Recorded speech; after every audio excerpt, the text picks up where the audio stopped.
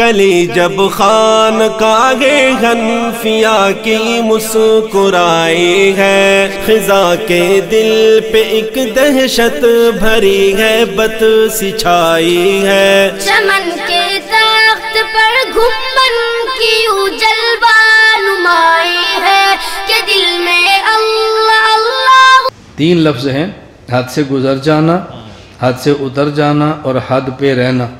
اس کو عربی میں کہتے ہیں حد سے گزرنا، یہ افراط ہے، حد سے اترنا یہ تفریط ہے، اور حد پہ رہنا یہ اعتدال ہے۔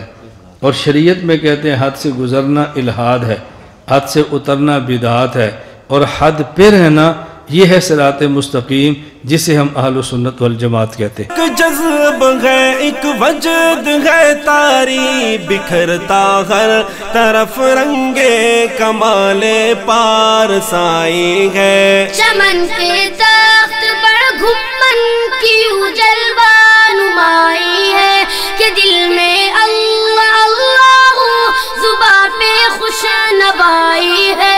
امینو کاڑوی نے جس شجر کی آب یاری کی، پرایوں اور اپنوں نے اسی پہ۔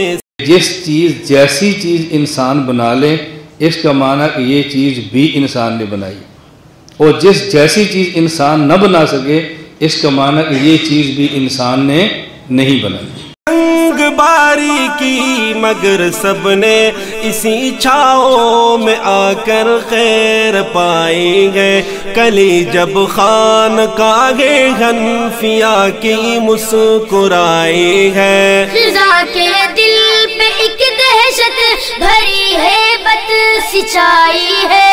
چمن کے تخت پر گھمن کی جلوہ نمائی ہے کہ دل میں اللہ اللہ۔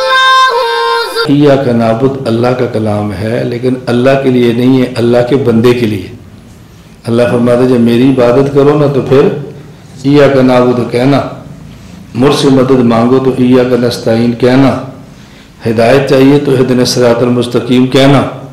یہ کلام اللہ کا ہے، لیکن اللہ کے لیے نہیں، بلکہ اللہ کا کلام ہے اللہ کے بندوں کے لیے۔ تصفیہ اسے کہتے ہیں، تزکیہ یہی میلے کچیلے قلب و نیت کی صفا۔ اب کس کا کلمہ پڑھیں؟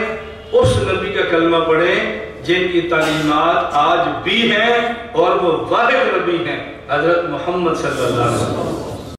زباں پہ خوش نوائی ہے۔ عقیدے کا تحفظ ہے دلائل سے، کتابوں سے، رواجوں سے، نہ رسموں سے، خیالوں سے، نہ خوابوں سے۔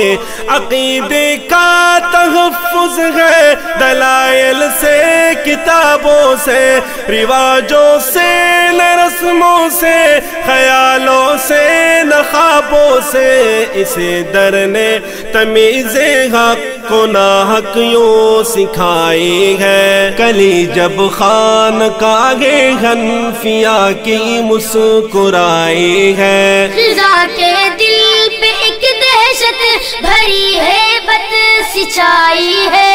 چمن کے تخت پر گھمن کی جلوہ نمائی ہے کہ دل میں اللہ اللہ، زباں پہ خوش نوا۔ جب اکیلے نماز پڑھے تو خود مانگتے ہیں، اس لیے فاتحہ خود پڑھتے ہیں، اور جب بعد نماز پڑھے تو وفد بنا کے جاتے ہیں۔